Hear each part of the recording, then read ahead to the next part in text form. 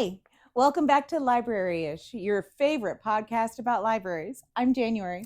And I'm Traci. And today we're talking about a big transformation, how libraries shifted from quiet study zones to full-blown community hubs offering programming. You mean we're not just about books anymore? That's shocking, I know. But these days, we're just as likely to be hosting a cooking demo or a robotics lab as we are shelving nonfiction.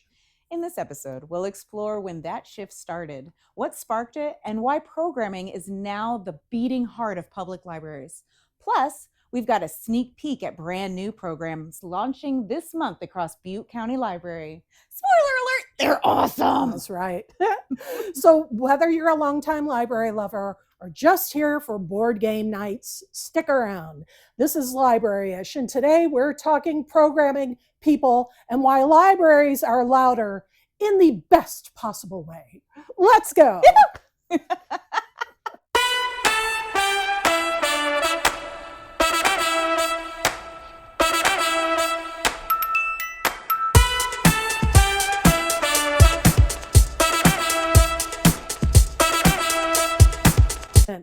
Programming. What an amazing thing. It's such a transformative thing that libraries offer. Yeah, and not a lot of people know about it, know? And that's the crazy thing. Like, I didn't realize programming was a thing until I was here at Paradise with my kiddos, and we're looking for books, and the librarian came out and said, "Hey, we're doing a craft in the other room. Do you want to join?"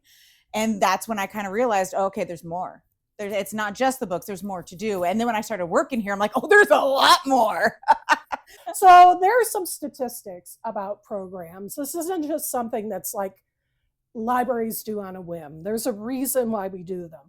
In 2019, as an example, and this is the source of this is the Institute of Museum and Library Sciences, which is a very important organization within our profession. In 2019, over 125 million people attended public library programs in the US. And that was actually an increase over what had been attended in 2014. A lot of people think that as the digital age progresses, that visiting libraries is going to decrease. Visits are going to decrease. And the truth is that's not the case because of how libraries function as third spaces and community hubs, which we're going to get to in greater depth.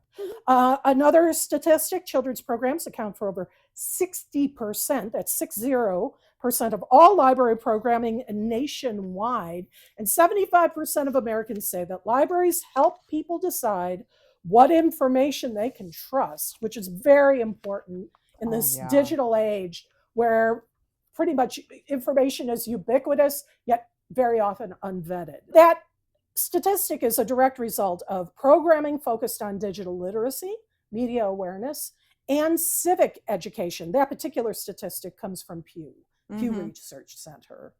There's a lot of historical context too, in Very terms much of so. when libraries started doing programming and why. The first library programs that was ever instituted in public libraries was summer reading programs, which we just completed ours last year. Those are always so fun. We just completed ours last month and last year. We just completed ours last month. Feels like a year.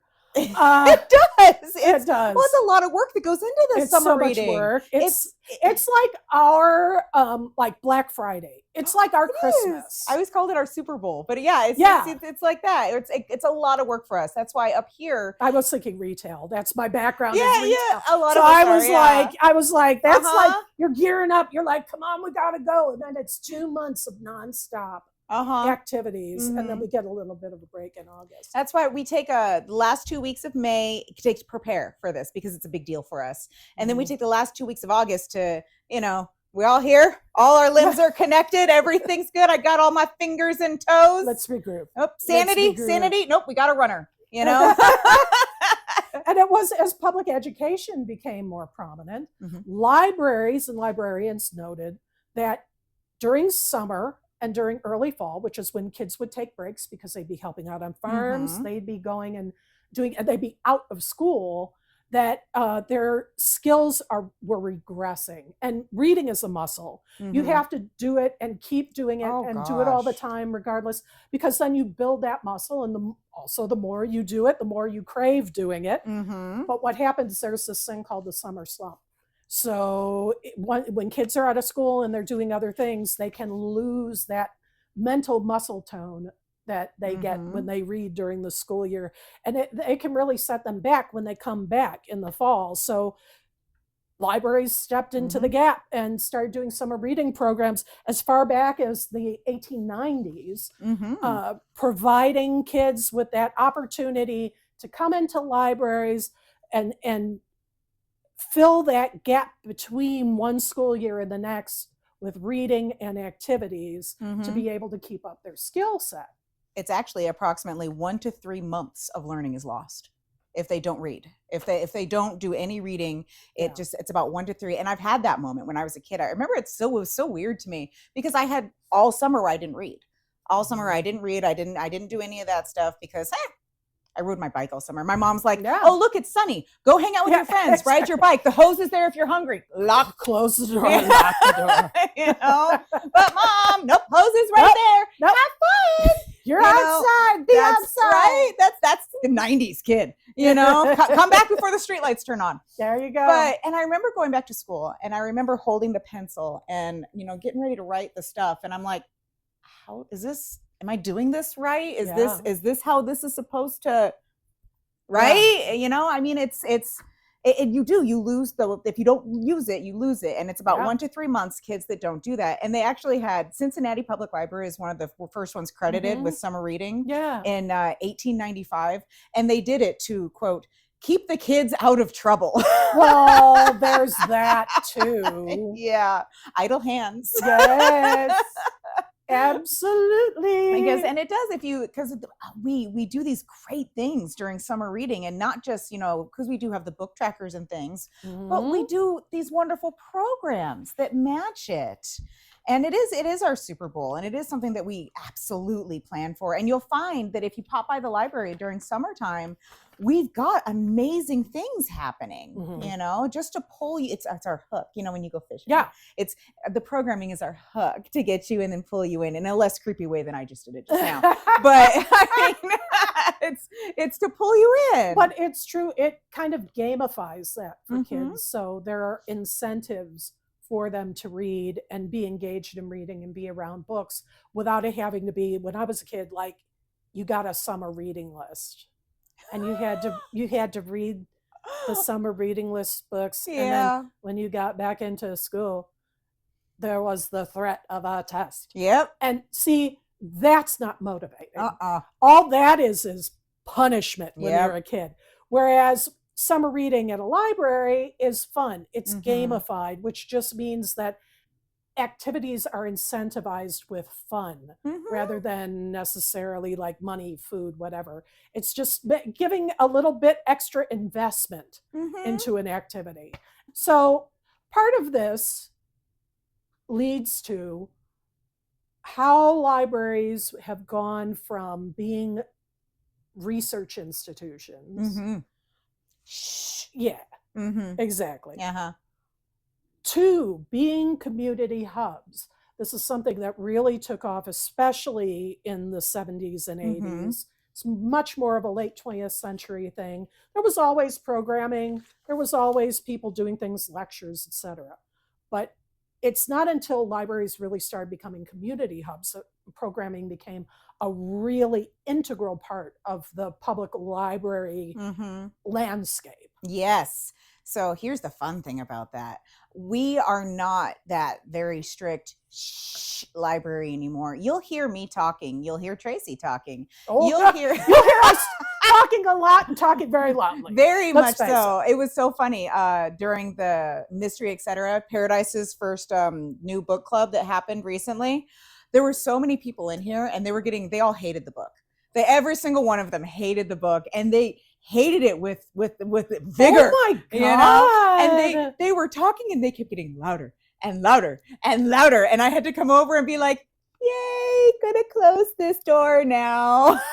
Wow. It was intense. They did not like it. And they were able, but it was nice because they were in a space where they were That's so able cool. to express this. They kept the volume kept going up because they kept getting excited. Yeah. And in our libraries or our community centers, you're allowed to do that. You're allowed to get excited about reading, whether it's because you hate it or whether it's because you love it. We want to hear it. So we're not going to go around going, shh, because we want that interaction. Absolutely. And we talked about this in the last episode where we were talking about the TBR lists.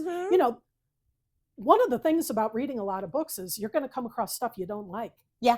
And that's completely okay. And so I'm like a little bit excited to hear about the fact that they didn't like. Not one of them.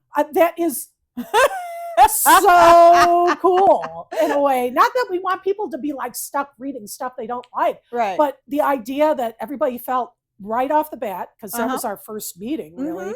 Everybody felt right off the bat that they were comfortable being like, oh no. Nope. Every single person was just like, I didn't like this at all. I thought it was Everyone in my family has killed someone. Yeah. Was the book that they read.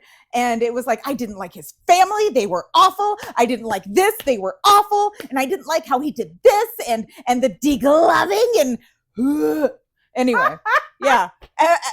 Every single one of them hated it. Well, because it does kind of sell itself as a cozy mystery. I guess it's a little bit of a bait and switch then. There's no recipes at the end. That's how I know it's not a cozy. There's no recipes. I want to be able to bake something. If you can't make cupcakes afterwards, that's not cozy. But yeah, because we have these programs, we're not very shushy anymore. We're more vocal. And honestly, Traci and I will get shushed more than anybody else in the library. Yeah. It's great. I love it for us. Especially if we're together. We get shushed both singularly and together.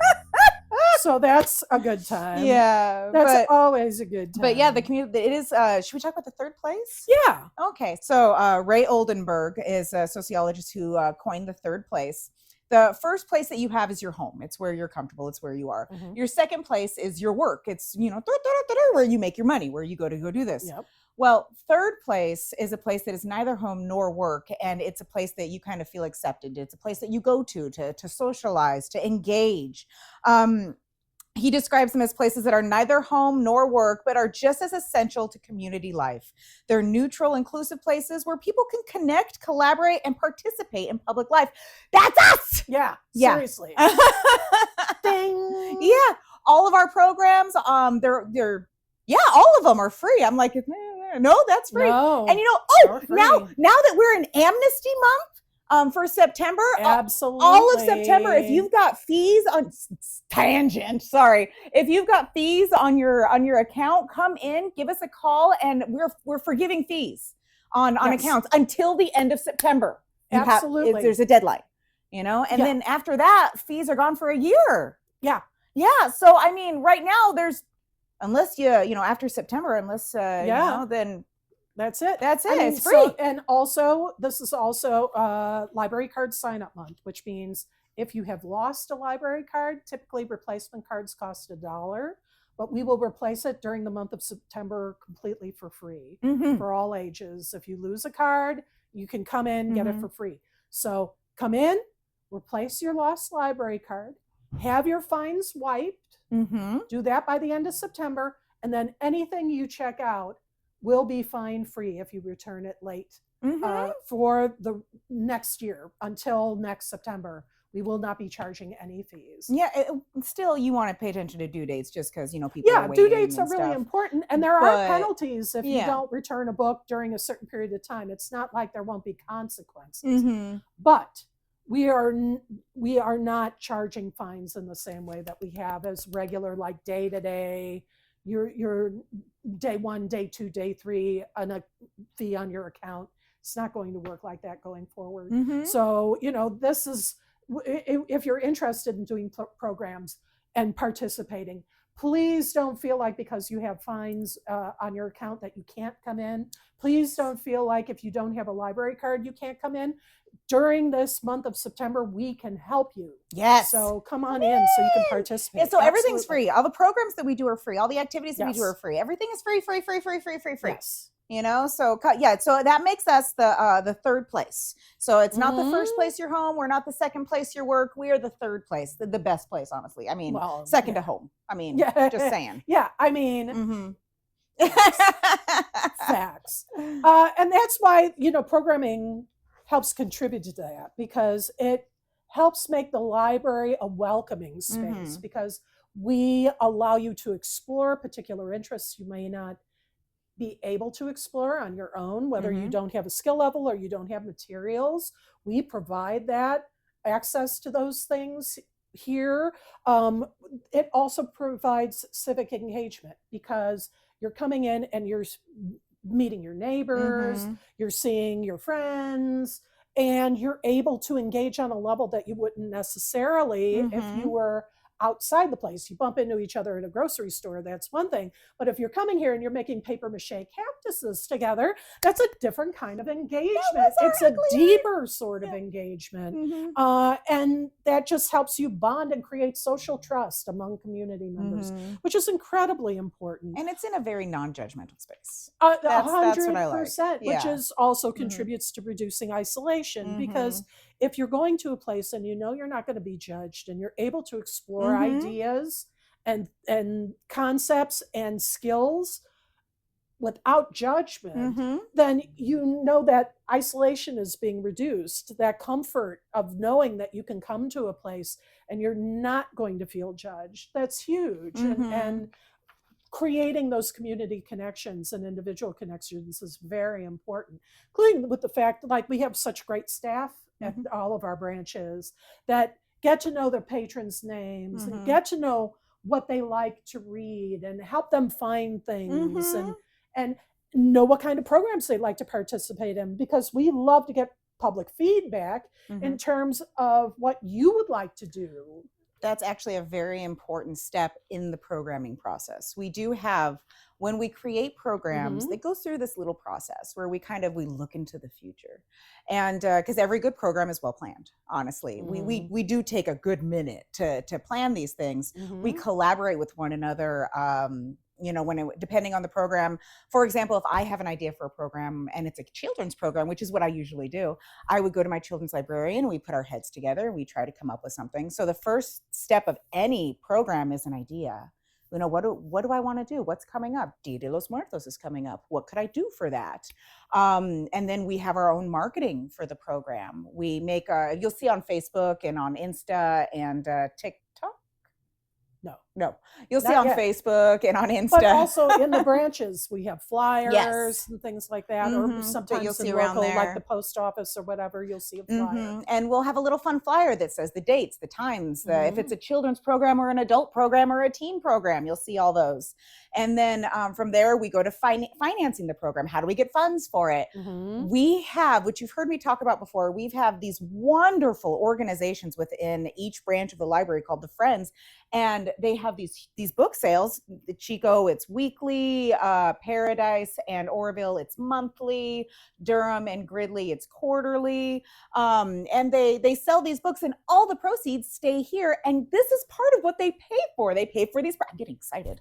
They pay for these programs. They pay for example, we had a Taylor Swift program not too long ago. It paid for a birthday cake for the patrons to eat. It paid for the materials that you got to make little kitty cats out of for Taylor Swift party. It paid for the decorations for the party. Yes. And we do try to keep these programs book related. And we brought out the Taylor Swift books that we had on Taylor Swift, because we have actually quite a few. Swifties. Anyway, and then the part that you come and you see the program on the marketing, you come, you have fun with the program, you dance and, all that fun stuff. And then afterwards, we have these feedback forms that we encourage you. You can do it anonymously online if you don't want to hurt anyone's feelings. We have QR codes available in the branch, or we have paper forms that you can leave behind. Many different ways, but it's very helpful. Yes, all feedback is good feedback. If you loved it, I want to know what you loved, because I want to give you more of that. If you hate it, I want to know what you hated, because I don't want to do that anymore. I mean, it's like and it's okay to not like it. Like at the book club, no one liked it, and that's fine. Yeah, that's good feedback. I want that feedback. I want all of it. but I don't know unless you tell me. Yeah. So that little ending point, that feedback right there, that's such an important piece of this. It's huge. We love it. I want the good, I want the bad, I want the ugly. I want all of it. That's such a great overview, because I think programs are one of those things that people they just see the end result. They just see the final product. They don't realize how much work goes into the planning, the prepping, the budgeting, the purchasing, the setting up. There are like so many elements that go into creating a library program. You know, you think about any organization, think about wedding planning. You know, it's very similar. Yeah. It's like, certainly that's a once in a lifetime thing, hopefully. You know, that's something you want to be one and done. Yeah, you want to be one and done, you know. But there are so many different elements that need to come together to make that single event occur. And I mean, we have different kinds of programs. We have story times. Story times are done every week, and they're one's very similar to the other. Different people do them different ways.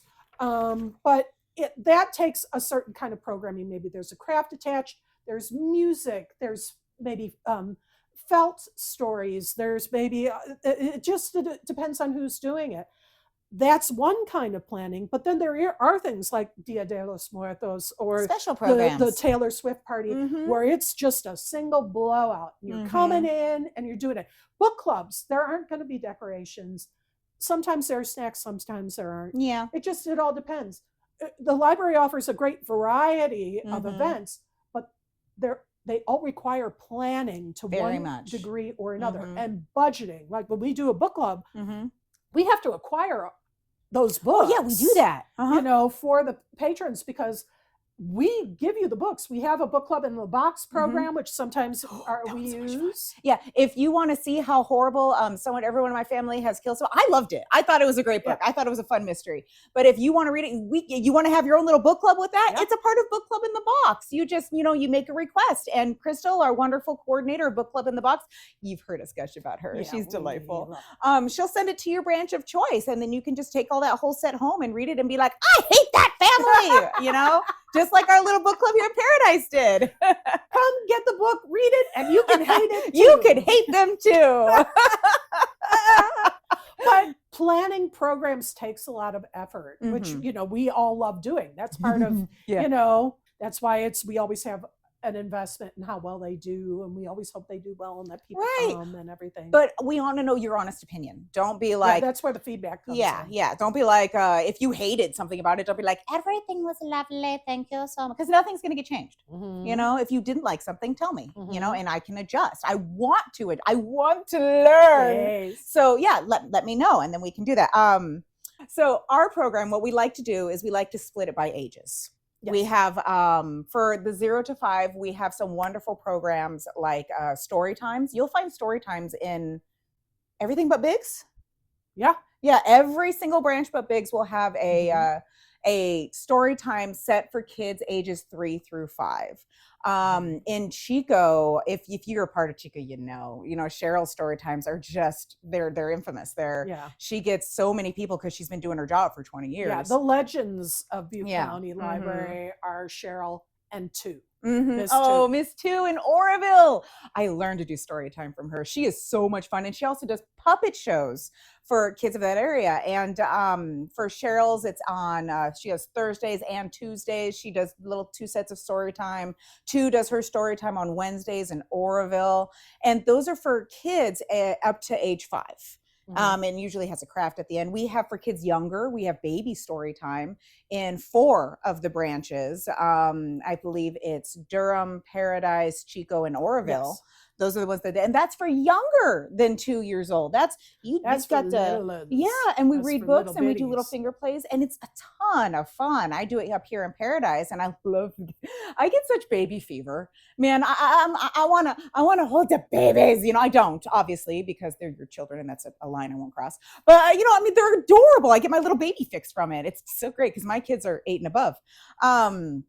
But we have those, and that's for just the smaller one. Sure Start is set up. Sure Start is at a select number of branches. Yeah, it's only at Paradise. Well, it's at Paradise, Chico, Gridley, and Orville. Yeah, so 4 branches. Yeah. It's done bi-monthly. Am I saying that right? Yeah. Twice a month. And it's open play. It's got toys. Sometimes they have experts come in and talk to you.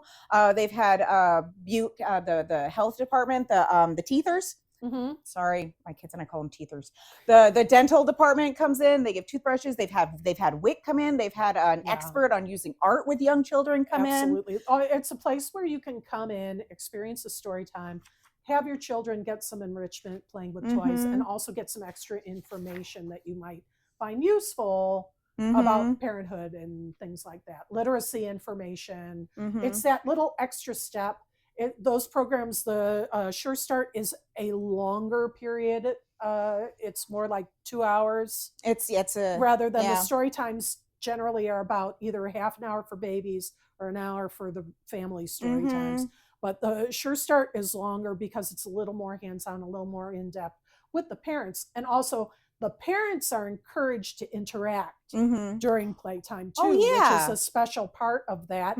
So if you're a mom or a dad and you're looking for community with an infant or up to toddler age, we welcome you to come into Sure Start so you can get that community with other parents in your area and share information. And that's actually the librarian that runs it, because I sent this email out. I'm like, hey, I want to do things about programs. What is your favorite part of your program? And she told me her favorite part of doing Sure Start is actually watching these bonds made between families, especially new families. Yes. Families with new babies that are just, because they don't come with a manual. Yeah.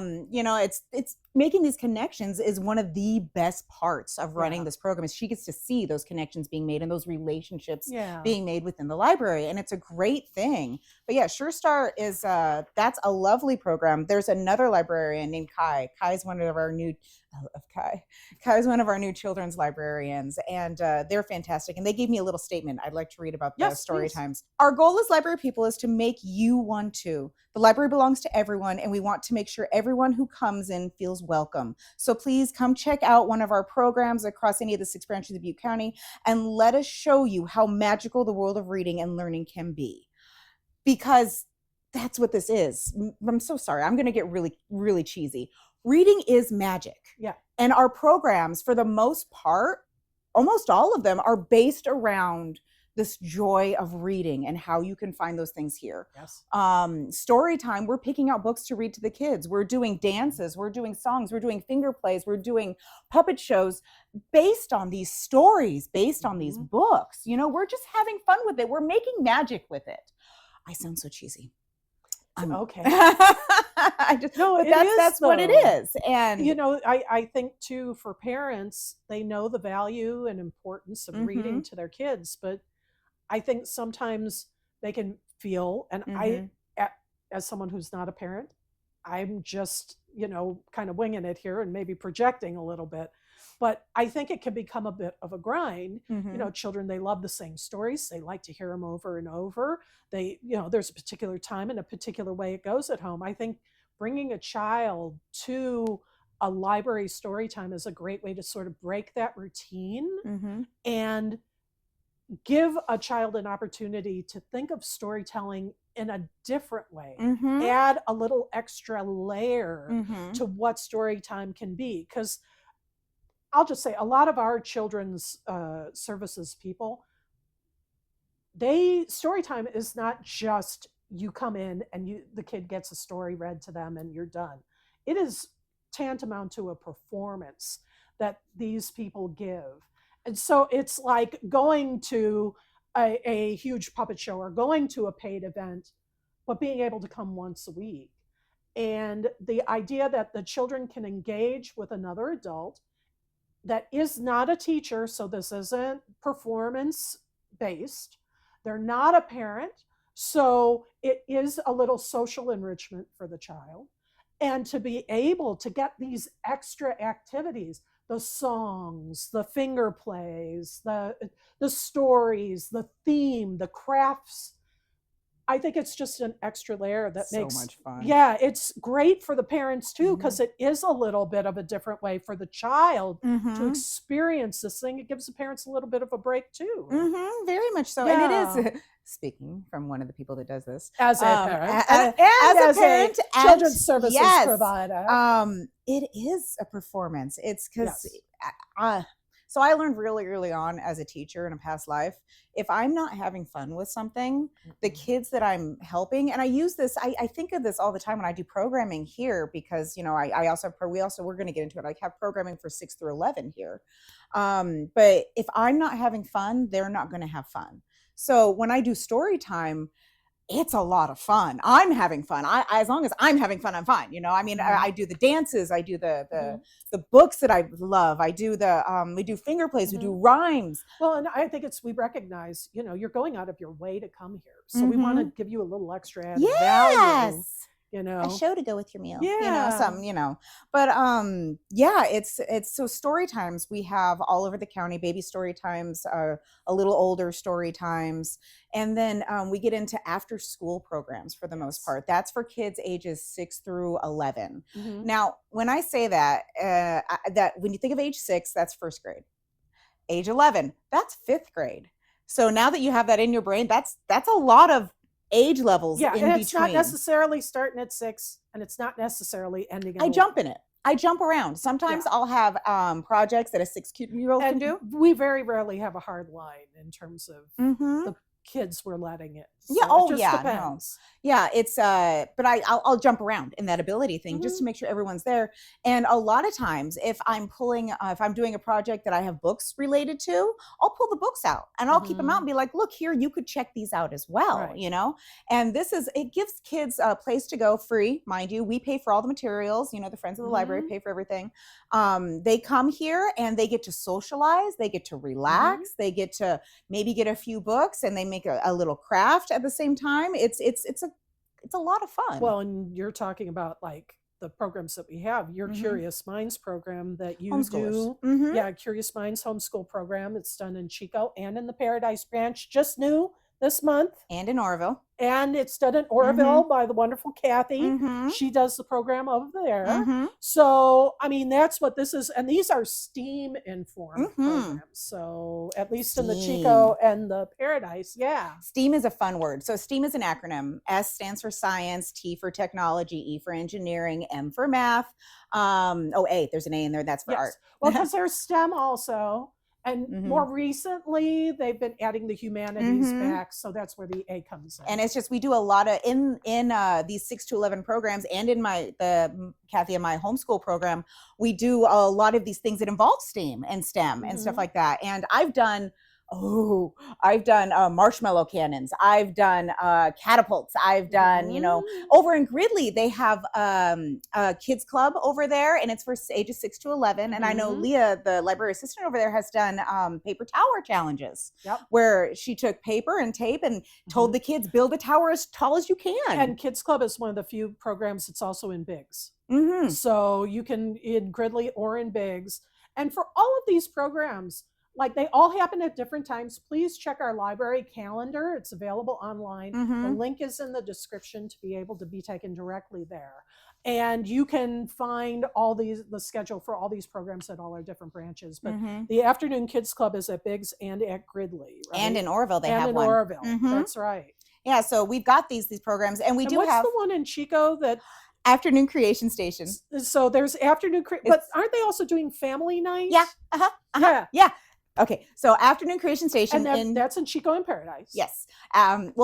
In Paradise, it's called Crafternoon. These are all okay. Oh, in Durham, it's called Crafternoon too, right? Crafternoon. We have so many.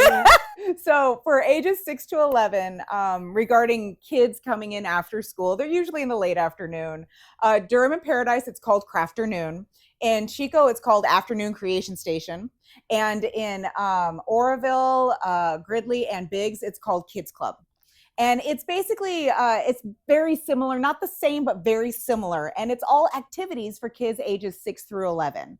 Very STEAM-based, very creative-based, very craft-based. It's always a lot of fun. Now, Gridley and Chico currently both have family night.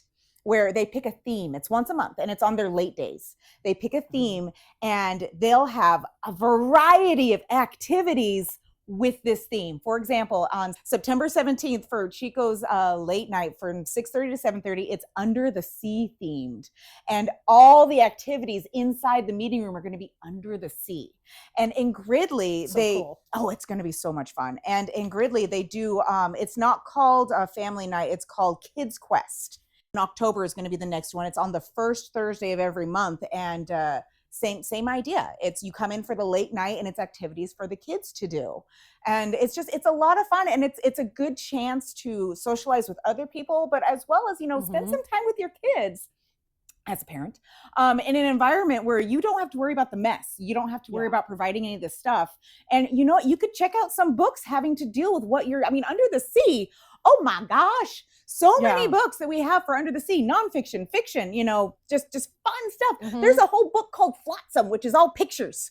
There's a lot of fun stuff. And this is how we use programming to really help foster a culture of lifelong learning with kids and with everyone, with parents too. So. Oh, and you'll see if you are a homeschooler and you've come to any of the Curious Minds homeschool groups, we pull books.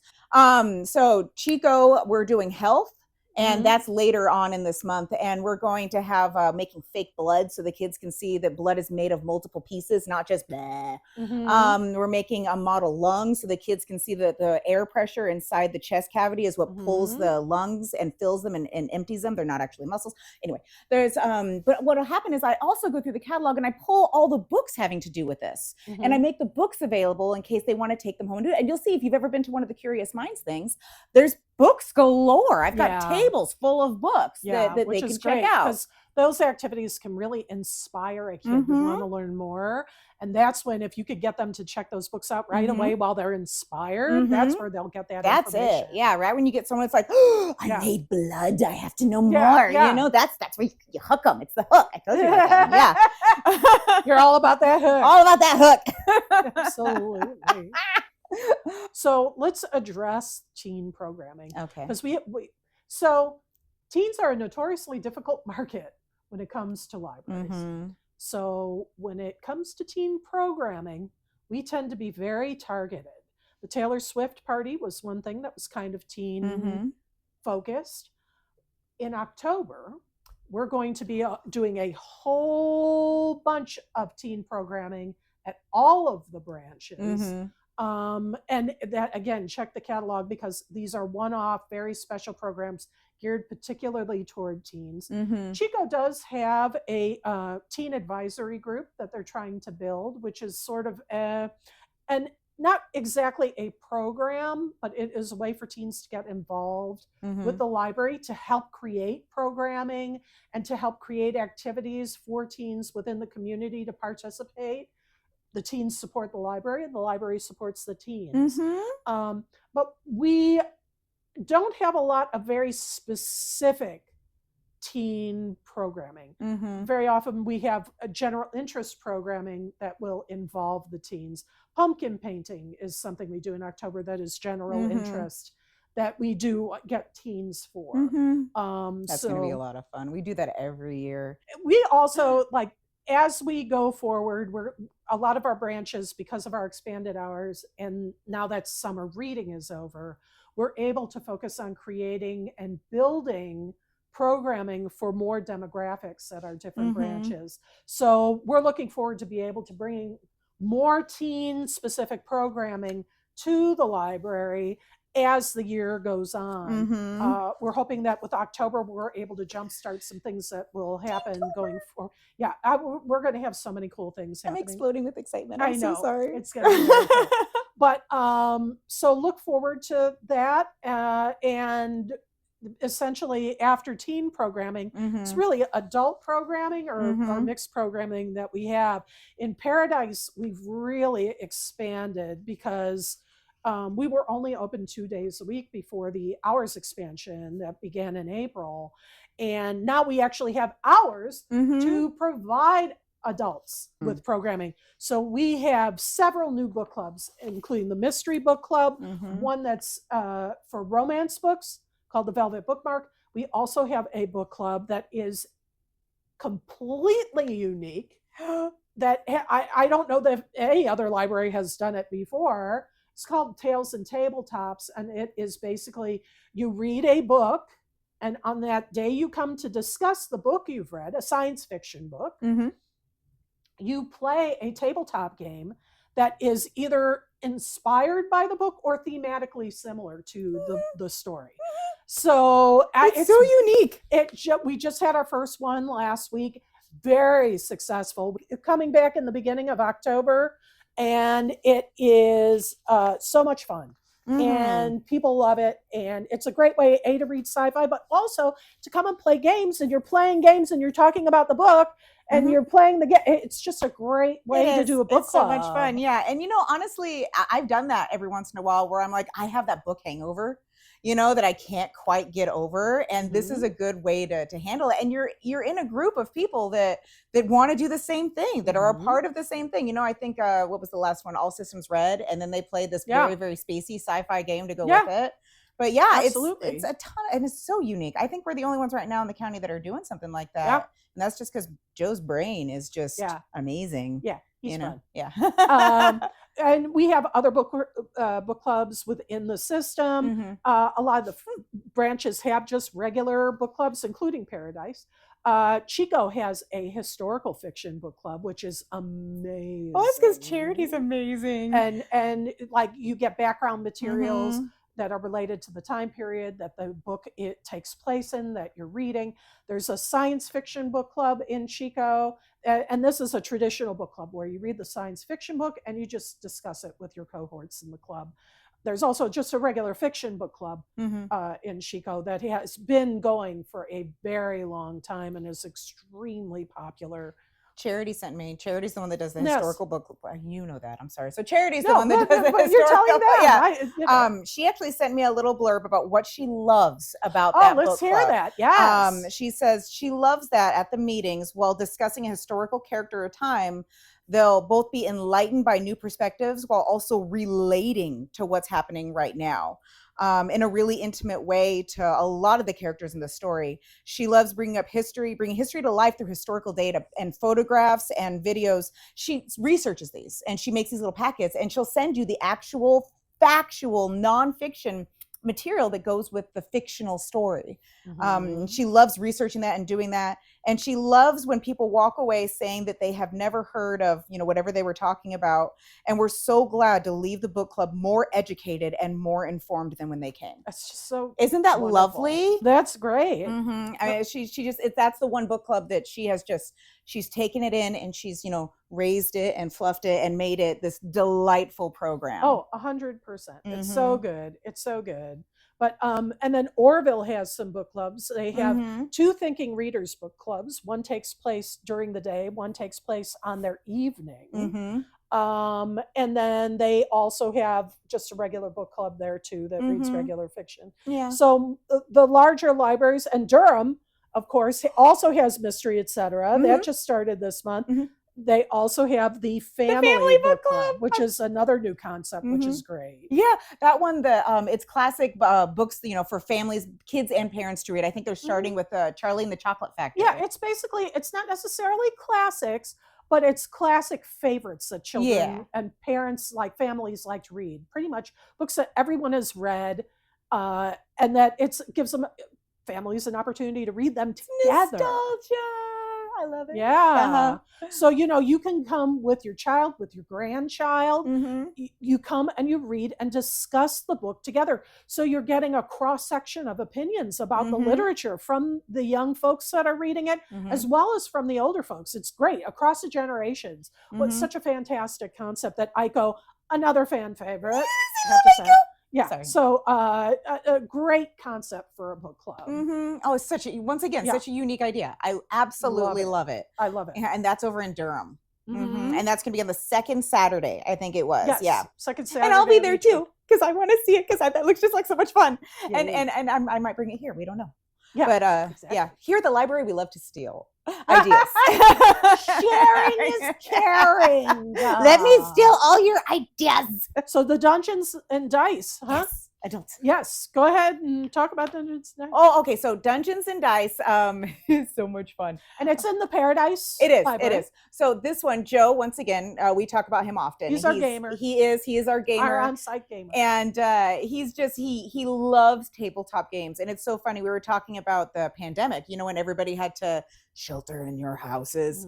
And he developed this love for tabletop games because it's him and his wife, and they've got teenage children and stuff like that. Yep. And he The got whole family plays. Oh yeah, they got really into this tabletop game. So he has this knowledge of all these, and they're all strategy games. You know, they're all these very unique, niche strategy games. And what he'll do, and they're like board games, card games. Yeah.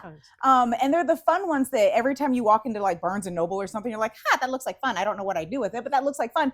Come here and do stuff with it. Yes. Yeah, because he sets it up and it's in the meeting room, and he'll set up this game, and he'll show you everybody how to play, and he'll be a part of it, and it's all that fun that you wish you could do. Like I know when I pass them, I'm like, God, Munchkin looks like so much fun. It looks like adorable Dungeons and Dragons, but I don't have anyone to play with. Yeah. And I can't teach myself how to play, and my kids don't care. But I want to play it. He's got Munchkin. You know, this is one of the fun games he has, and he'll teach you and he'll play with you, and it's a lot of fun. And it's, I think, the only one in the county that does this. Yes. And it was his little brain baby, and it's delightful. There are other branches are working toward getting Dungeons and Dragons groups together. Really? But that's not the easiest thing to do. So it takes a little preparation and planning and so forth, because, you know, that's a very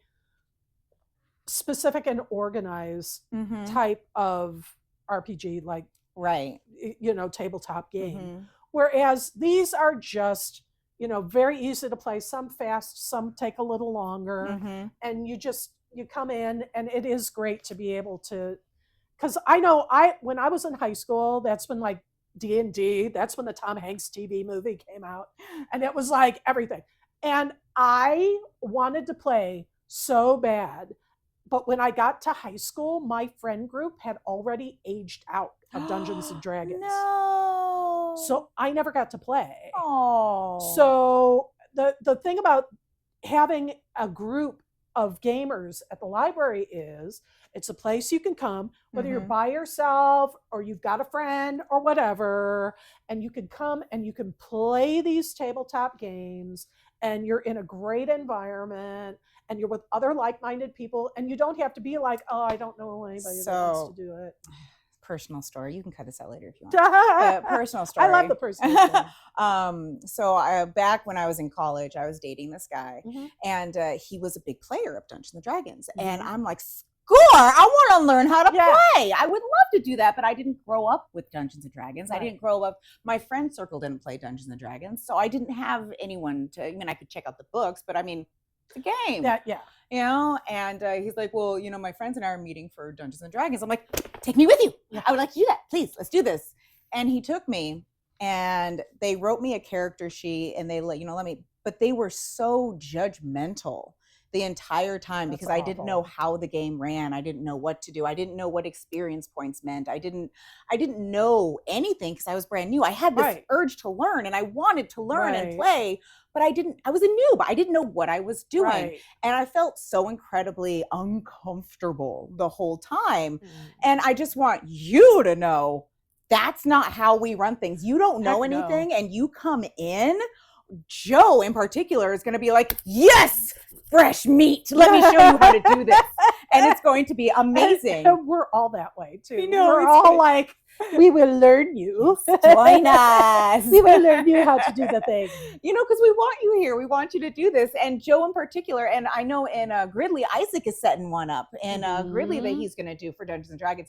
We'll teach you. And when you come to these programs, you don't have to come with a base level knowledge. You know, it's not like we're going to be like, I can't believe you don't know what you... No! Come in. Because we're not going to treat you like that. Because from firsthand experience, that sucks. And we're not going to do that to you. We want you to be comfortable. We want you to explore these fun things that we think are fun. Absolutely. Let's talk about non-judgmental spaces. Ugly art. Yes! So this is So this is a fantastic program that started in Chico, and we brought it into the Paradise The Ranch. wonderful Max. Yes. And now it's being done by the wonderful Michelle as well in Paradise. And essentially what it is each month, meets once a month, and each month a medium is chosen. So whether it's watercolors, in Paradise we just had our first one, very successful again. The medium was paper mache. So they made adorable cactuses. I know, they made cactuses in little pots and painted the pots and painted the cactuses. So good. It was so amazing. But so the medium is chosen, and you come. All the materials are provided. So if you're curious about a particular medium, you don't have to go out and spend a ton of money on something that you may turn out you don't like doing. You are with other people that are various levels of experience that are participating in the program too. And there's the reason we call it ugly art is because there's no such thing as ugly art. It's all subjective. It's all in the mind of the beholder. And often we talk ourselves out of participating in the creative process because what we think we're going to be creating is going to be awful. Yeah. That it's going to be ugly. And the fact is, what the library wants to do, whether it's with reading, whether it's with programming, we want to help you remove the limitations that you put on yourself. That's what we're about, is giving you the tools to be successful and the tools to fulfill your dreams, your passions, create your ideas, whatever you want to do. And ugly art really accomplishes that because you're able to come in, you're able to create. There's zero judgment about what you make because we are just like, come in and do the thing. Do the thing. And you're able to have that experience, and maybe you can find some creative process that you really connect to. So what did we learn today? Libraries are no longer the whisper-only zones of the past. Unless you're in the middle of a toddler story time, then it's less whisper and more full volume animal sounds. We've come a long way from card catalogs and silence.